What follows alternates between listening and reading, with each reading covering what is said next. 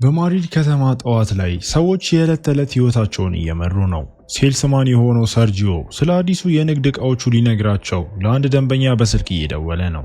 እስራኤል በመንገዱ ላይ ስለተኛ በፖሊሶች እንደገና ሲባረር፣ በቁማር ሱሰኛ የሆነችው ትሪኒ ዛሬ ያወጣችውን ወጪ በዕዳ መዝገቧ ላይ እንዲያሰፍርላት ሸቀጣሸቀጥ ሻጩንም ትጠይቅና ወጣቷ ኤሊና በኢንተርኔት ካገኘችው ወንድ ጋር ስለምታደርገው የፍቅር ቀጠሮ ለጓደኛዋ በስልክ እየነገረቻት ነው።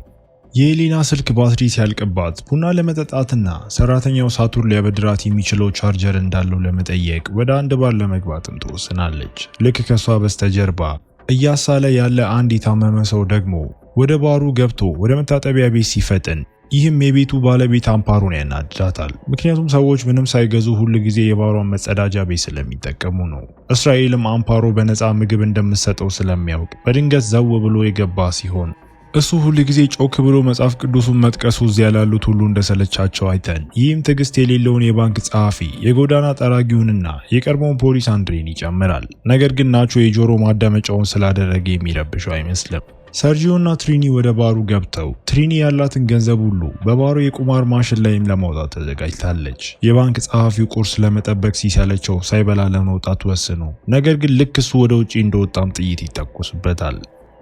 በየመንገዱ ያሉ ሰዎች ሁሉ እየሸሹ በባሩ ውስጥ ያሉ ሰዎች ሁሉ ሲደነግጡ፣ ናቾ የተኩሱን ድምፅ ስላልሰማ ምን እየተካሄደ እንዳለ ለመረዳት ጥቂት ጊዜም ወስዶበት ነበር። በባሩ ውስጥ ምንም የኔትወርክ ምልክት የለም። ይህም ማለት ለፖሊስ መደወል አይችሉም ማለት ነው። ስለዚህ የጎዳና ጠራጊው ለማንኛውም ወደ ውጪ ለመውጣት ወስኖ በሚያሳዝን ሁኔታ የባንክ ጸሐፊውን ሁኔታ እያረጋገጠ ሳለ እሱም ደግሞ ተተኩሶበት እዚያው ይሞታል። ሌሎቹ ሲደነግጡና ምናልባት እንዳይሞቱ ራሳቸውን መሬት ላይ ሲጥሉ፣ እስራኤል ግን ይስቃል። እንዲሁም መጽሐፍ ቅዱስን መጥቀሱን ይቀጥላል። እንዲያውም እስራኤል ዛሬ ቤተክርስቲያን ፕሮግራም ስላለው ለመውጣት ይፈልጋልና፣ ነገር ግን አምፓሮ ተጨማሪ ምግብ በመስጠትና በኋላ ላይ ከቄሱ ጋር እንደምትነጋገርለት ቃል በመግባት እንዲቆይ አሳምናው፣ ትሪኒ በጥንቃቄ የርቀት መቆጣጠሪያውን አንስታ ቴሌቪዥኑን አብርታ፣ ነገር ግን ቻናሎቹን ስትቀያየር ቡድኑ በጣም የሚገርም ነገር ያስተውላል። በማድሪድ ጎዳናዎች ላይ ስለተከሰቱት ሞቶች ምንም የሚናገረው ነገር የለም። ይህም በሚያስደንቅ ሁኔታ በጣም አጠራጣሪ ነገር ነው። ሁሉም ሰው ስለዚህ ጉዳይ ሲከራከር፣ ትሪኒ ወደ ውጪ ተመልክታ ይበልጥ አጠራጣሪ ነገር ያገኘች ሲሆን፣ አሁን አስክሬኖቹ ጠፍተዋል። እናም አንዲት ጠብታ ደም እንኳንም አልቀረም። አንድ ሰው አስክሬኖቹን ለመውሰድ ለምን እንደመጣ፣ ነገር ግን የእነሱን ሁኔታ ለምን እንዳላረጋገጠም አይገባቸውም። ቡድኑ እርዳታ እስኪመጣ ድረስ ቴሌቪዥን በማየት ወይም በማውራት ራሱን በስራ ለመጥበድ እየሞከረ፣ ሳቱር ይህ ህልም እንደሆነ ወይም የባዕድ ፍጥረታት ወይም በመንግስት ሳይቀር ታፍነው እንደሆነ እያሰበ እብድ የሆኑ ግምቶቹን መሰንዘር ጀመረ። አምፓሮ ወደ ልቡ እንዲመለስ በጥፊ ከመታችሁ በኋላ ቡድኑ በሐቆቹ ላይ መወያየት ጀምሮ፣ ኤሊና ምናልባት ሁለቱ ሰዎች ግንኙነት ሳይኖራቸው አይቀርም ብላ ታስባለች። ነገር ግን ለአንድ የጎዳና ጠራጊና ለባንክ ጸሐፊ ይህ ሊሆን የሚችልም አይመስልም። ሰርጂዮ በበኩሉ ምናልባት ተኩሱን እየፈጸመ ያለው ወንጀለኛ ሳይሆን ራሱ ፖሊስ እንደሆነ ተገንዝቦ በባሩ ውስጥ አንድ አስፈላጊ ወንጀለኛ እንዳለ የሚገልጽ ጥቆማ ደርሷቸው ሊሆንም ይችላል። ነገር ግን ማን እንደሆነ ስላላወቁ የወጣውን ሰው ሁሉ ይተኩስበታል ብሎ ግምቱን አስቀምጦ ቦምብ የያዘ አሸባሪን የመሰለ በጣም አደገኛ ሰው ከሆነ እንዲወጣ የመፍቀድ አደጋ ሊወስዱ አይችልም ይላል። ይህም አካባቢው ለምን እንደተለቀቀና ፖሊሶች እነሱን ለመያዝ ለምን ጥሰው እንዳልገቡም ያብራራል። ሁሉም ሰው በዚህ ግምት ላይ እየተወያየ ሳለ ናቾ ቦርሳውን ለመደበቅ ሲወስን፣ ነገር ግን እጅ ከፍንጅ ተይዘው እሱን ስለጠረጠሩት ሳቱር ቦርሳውን ሲይዝ ሰርጂዮና አንድሬስ ናቾን ይዘውት፣ ነገር ግን እሱ ሊከፍተውም አልደፈረም።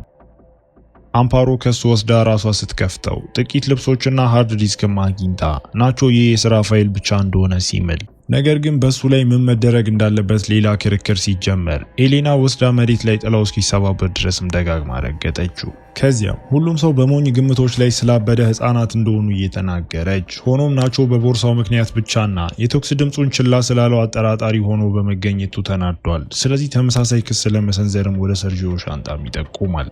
አምፓሮ ሻንጣውን ወስዳ ሰርጂዮ መልሶ ለማግኘት ሲሞክር፣ ይህም ሳቱር ቀጣሪውን ለመከላከል እንዲዘል አድርጎት ሰርጂዮ በምትኩ እሱን እየመታው፣ ደንግጦ አንድሬስ እሱን ለማስቆም ሽጉጥ ሲያወጣ፣ ሁሉም ሰው ከመደንገጡ የተነሳ እስራኤልም ሻንጣውን ለመስረቅ አጋጣሚውንም ተጠቅሞ መጽሐፍ ቅዱስን እንደገና ከጠቀሰ በኋላ ሲከፍተው፣ ነገር ግን የሚታየው የሴቶች የውስጥ ልብስ ብቻ ነው። ይህም ሰርጂዮ የሚሸጠው ምርት ሆኖም ይገኛል። በዚያ ቅጽበት ከመታጠቢያ ቤቱ አንድ ለየት ያለ ድምፅ የመጣ ሲሆን እነሱ የታመመውን ሰው ረስተውት ነበር። በሩ ተቆልፏል። ስለዚህ አንድሬስ ለመክፈት በሩ ላይ ተኩሶ ሰውየውን መሬት ላይ ከመጸዳጃ ቤቱ ላይ ተደፍቶ ጆሮቹ እየደሙና ለየት ያለ መርፌ ካጠገቡ ሆኖ ያገኙታል። በድንገት ሌላ ድምጽ ትኩረታቸውን የሳበ ሲሆን በዚህ ጊዜ ከመንገድም የመጣ ነው። ልዩ ጭንብል ያደረጉ ወኪሎችን የጫነ የጭነት መኪና ሲሆን የቡድኑ የእርዳታ ጥሪን ችላ በማለት በምትኩ በባሩ ውጪ ጎማዎችን ከምረው ከዚያም እሳት ያስነሳሉ። ይህ እሳት በቴሌቪዥን ላይ የሚታይ ከባድና ጥቁር ጭስም አወጣ። የዜና አቅራቢው በማድሪድ መሃል ስለተነሳ ትልቅ እሳት ሲናገር፣ ስለዚህ ቡድኑ ግድያዎቹን ለመሸፈን ይህ በመንግስት የተጀመረ መሆኑን ይገነዘባል። ከዚያም የታመመው ሰው በጣም በከፋ ሁኔታ ከመታጠቢያ ቤቱ ወጥቶ ስልኩን ይጥልና መሬት ላይ ወድቆ ከመሞቱ በፊትም እንዳትነኩኝ ይላቸዋል። ናቾ የሰውየውን ስልክ ወስዶ ፎቶዎቹን በመመልከት እሱ የወታደር አባል እንደነበርና በአፍሪካም ይሰራም እንደነበር ይገነዘባሉ። ፎቶዎቹ የኬሚካል መከላከያ ልብስ የለበሱ የሰዎች ቡድንም ያሳያሉ። አሁን ሁሉም ነገር ግልጽ ነው።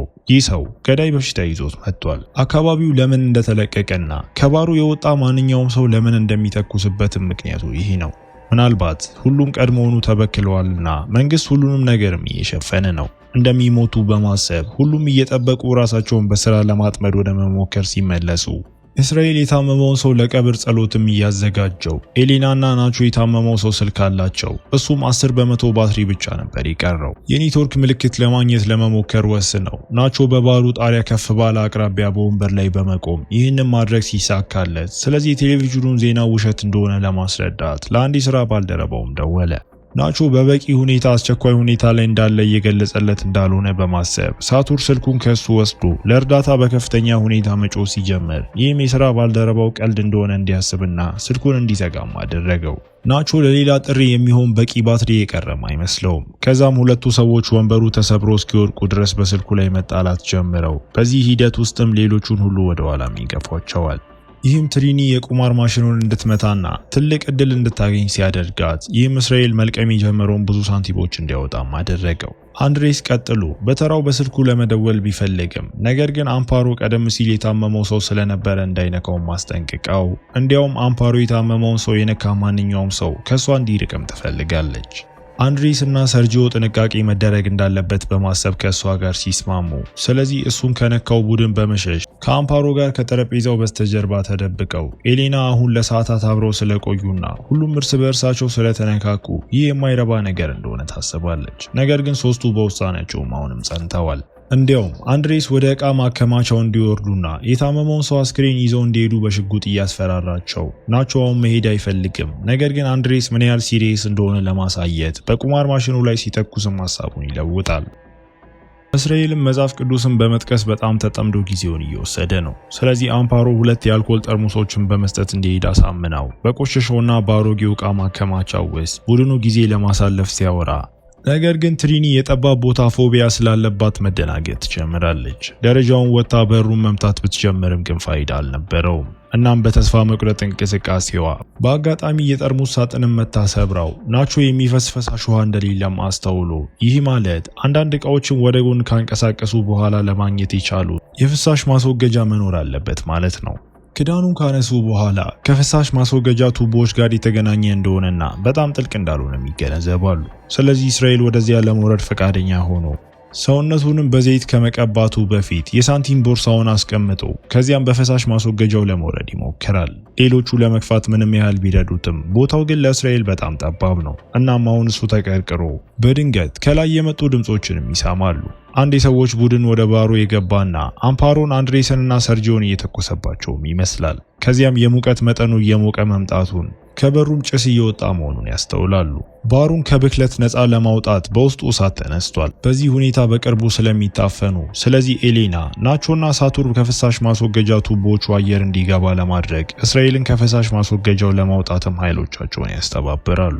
ትሪኒ ሌላ የጭንቀት ጥቃት እያጋጠማት ሲሆን በሩን ለመክፈት ስትሞክር በዚህ ሂደት ውስጥ እጆቿ ተቃጥለው ነገሮች እስኪረጋጉ ድረስ በመጠበቅ ቃጠሏን በቅባት ቀብተው እጆቿን በመጸዳጃ ወረቀት ጠቅልለውላት አንዴ ከላይ ምንም ተጨማሪ ድምጽ ካልሰሙ በኋላ ናቾ በሩን በመጥረጊያ ከፍቶ የተቃጠለውን ባር ሲያገኝ፣ ነገር ግን የአስክሬኖቹ ምንም ምልክት የለም። በሩ በወኪሎቹ በማጣበቂያ ቴፕ ተዘግቷል። ይህም ማለት በውስጥ ምን እየተካሄደ እንዳለ ማየት አይችሉም ማለት ነው። ቡድኑ ከዕቃ ማከማቻው ለመውጣት ወስኖ ናቾ የአንድሬስን ሽጉጥ አግኝቶ ስለዚህ የሞቀው ብረት ቆዳውን ቢያቃጥለው እንደምንም በሱሪ ውስጥ ይደብቀዋል። ትሪኒ ወደ ውጪ ወጥታ እርዳታ ለመጠየቅ ብትፈልግም ነገር ግን ናቾ ሰዎቹ ውጪ መኖራቸውን ማሳወቅ መገደልን ብቻ እንደሚያመጣ ማስታውሷት አንዳቸውም ቢሆኑ የታመሙም አይመስሉም። ይህም ናቾ ክስተቱን እስኪረሳ ድረስ ለጥቂት ቀናት ተደብቆ የመቆየት ጉዳይ ብቻ እንደሆነ እንዲያስብ ያደርገዋል። ደሞም በዕቃ ማከማቻ ውስጥ የሚበላና የሚጠጣ ብዙ ነገር አለ። በድንገት የተሰማ ድምፅ ሁሉንም ቢያስደነግጥም ነገር ግን የሚያስጨንቅ ነገር የለም። የታመመው ሰው ስልክ ሲሆን የጮኸው እሱም ብዙ መልእክቶችን እያደረሱት ነው። ኤሌና መልእክቶቹን ስታይ አንድ ጓደኛው ሰውየው ደህና መሆኑን እያረጋገጠ እንደሆነ ትገነዘባለች። ሰውየው ለቀናት ትኩሳት የነበረውም ይመስላል። እንዲሁም ክትትል እየተደረገበት እንደሆነ የሚያውቅ ነበር። የተወሰነ የሙከራ ደረጃ ላይ ያለ መድኃኒት ሰርቆ ስለነበር በሚስጥርም ራሱን ለመውጋት መጸዳጃ ቢፈልጎ ወደ ባሩም ገብቶ ነበር። መድኃኒቱ በዚህ ሰው ላይ አልሰራም። ነገር ግን ለተወሰነ ጊዜ ያህል ታሞ ስለነበርም ይሆናል። በተቃራኒው በቡድኑ ውስጥ ማንም እስካሁን ምልክት የለበትም። ስለዚህ ለነሱ ሊሰራ የሚችልበትም እድል አለ። በዚያ ቅጽበት ስልኩ መደወል ይጀምራል። ከጽሁፉ በስተጀርባ ያለው ሰው አሁን እየደወለ ነው። ናቾ ወጥመድ ሊሆን ስለሚችል መመለስ እንዳለባቸው እርግጠኛ አይደለምና ለመወሰን በጣም ረጅም ጊዜ ስለወሰደበት የስልኩ ባትሪ አልቆ ኤሌና አንድ ነገር ስታስታውስ ሳቱርም ለስልኩ የሚስማማ ቻርጀር ማግኘት ይችል እንደሆነ ለማየት ወደ ላይ ሮጦ ከመልእክቶቹ አንዱ ስለ 4 የተረፉ መድኃኒቶች የሚናገር ነገር ነበረው። ቡድኑ አስክሬኑን ቢመረምንም ምንም አላገኘም። ይህም ቀጥሎ ወደ መታጠቢያ ቤት እንዲፈጥኑ አድርጓቸው እስራኤል መጀመሪያ እዚያ ደርሶ ሌሎቹ 4 መርፌዎች የያዘውን ሳጥን አግኝቶ አሁን በቡድኑ ላይ ስልጣን እንዳለው ሲገነዘብ መዘመርም ጀመረ። ለ5 ሰዎች 4 መድኃኒቶች ብቻ ናቸው ያሉት። አሁን ቡድኑ እንዴት እንደሚቀጥሉ እየተወያዩ ሳለ እስራኤል እሱን እንደሚያገሉት በመጠራጠር አንዱን ራሱ ላይ ወቅቶ ናቾ ሽጉጡን ሲያወጣ ነገር ግን ኤሌና በውጭ ያሉ ፖሊሶች እንደሚሰሙ ስትጠቁም መተኮሰውን አቁሞ በምትኩም እሱን ለመምታት እስራኤል ላይ ዘሎ እስራኤል እሱን ማሸነፍ ተሳክቶለት ጭራሽ በሽጉጡ ላይም ቁጥጥር አግኝቶ ስለዚህ ሳቱር መርፌዎቹን ለማስመለስ ሲሞክር እስራኤል መጥቶ ሳጥኑ ወደ ዕቃ ማከማቻውም እንዲወልቅ አደረገው። ትሪኒ ወደ ታች ፈጥና ብታነሳው ነገር ግን በተጠቀለሉት እጆቿ ምክንያት የማስተባበር ችሎታ የጎድላትና በአጋጣሚ ሳጥኑን በፈሳሽ ማስወገጃ ቱቦዎች ውስጥም ትጥለዋለች። ይበልጥ ቀጭን የሆነ ሰው በቀዳዳው ውስጥ ማለፍ ያስፈልገዋል ማለት ነው። ስለዚህ ብቸኛው አማራጫቸውም ኤሌና ናት። ልብሷን አውልቃ ሰውነቷን በዘይት ከቀባች በኋላ ኤሌና ወደ ቀዳዳው ገብታ ወደ ታች ለመውረድ መሞከር ጭኖቿን እያሳመማት ደም እንዲፈሳት ሲያደርጋት ነገር ግን ቡድኑ እስክታልፍና ወደ ቆሻሻው ውስጥ እስክትወድቅ ድረስ መግፋታቸውን ይቀጥላሉ። የመርፌዎቹን ሳጥን ለማግኘት ብዙ ጊዜም አልወሰደባትም። ነገር ግን ናቾ እያወረደው ካለው ሽቦ ጋር ለማሰር ፈቃደኛም አልሆነችም። ምክንያቱም ሁሉንም እንደሚጠቀሙባቸውና ለሷ ምንም እንደማያስቀሩላት ስለምታውቅ ነው። ኤሌና ከነሱ የተሻለ መሆንን ስለምትፈልግ ስለዚህ እሷም ራሷ ላይ ሳትጠቀምበት ነገር ግን ሌሎቹ ስለዚህ ጉዳይ ትክክለኛ ውይይት ማድረግ ከፈለጉ እነሱም ወደ ታች መውረድም ይኖርባቸዋል። ቡድኑ ቀዳዳውን ትልቅ ለማድረግ የፓይፕ ቁራጭ ሲጠቀሙ ኤሌና ፍለጋ ሄዳ ከጥቂት መታጠፊያዎች በኋላ ኤሌና የጎርፍ ማስተንፈሻ አግኝታ መርፌዎቹን በግድግዳው ላይ ባለ ቀዳዳ ውስጥ ከደበቀች በኋላ ትመለከታለች። በየመንገዱ ልዩ ወኪሎችና ፖሊሶች አሁንም አካባቢውን ከበውት ከባሩ ያወጧቸውን አስክሬኖችም እየተንከባከቡ ነው። ከዚያም ኤሌና ወደ ዕቃ ማከማቻው ቀዳዳ ስትመለስ እዚያም ወንዶቹ ቀድሞውኑም አልፈው እንደመጡና አሁን ትሪኒን እየረዱ እንደሆነ አግኝታ የሷ መፈራገጥ ሁሉም ሰው ወደ ውሃ ውስጥ እንዲወድቅም አደረገው። ሳቱርና ትሪኒ በሰላም ሲወጡ ነገር ግን ናቾ ሽጉጡን ለማስመለስ ለመሞከር እስራኤል ላይ የመዝለል አጋጣሚውንም ተጠቅሞ በውሃ ውስጥ ጠብ ተቀስቅሶ ጥቂት ጥይቶች ከተተኮሱ በኋላ ናቾ ሽጉጡን ከሱ ከወሰደ በኋላ ተኩሱን የፈጸመውና በውሃ ውስጥ የጠፋው እስራኤል እንደነበር በመናገር ከፍተኛ ድልም ይወጣል።